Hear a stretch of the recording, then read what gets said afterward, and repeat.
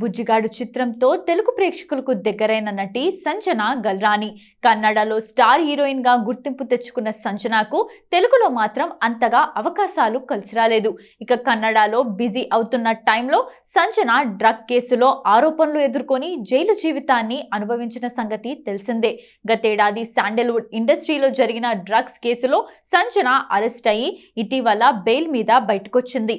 అనంతరం ఓ media channel కు ఇచ్చిన ఇంటర్వ్యూలో ఈ విషయంపై స్పందిస్తూ తన కంట్లో కన్నీళ్లు అయిపోయాయని, ఇంత కష్టపెట్టే బదులు నన్ను చంపేయొచ్చు కదా అంటూ ఆవేదన వ్యక్తం చేసింది.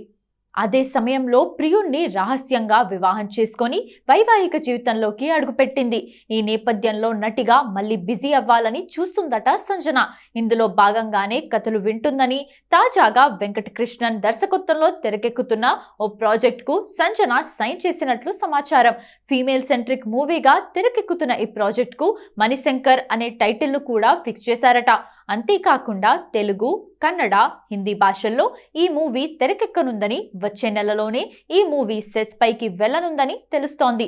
తాజాగా Kannada star heroine Sanjana Galrani Bigg Boss house లో ఎంట్రీ ఇచ్చారు.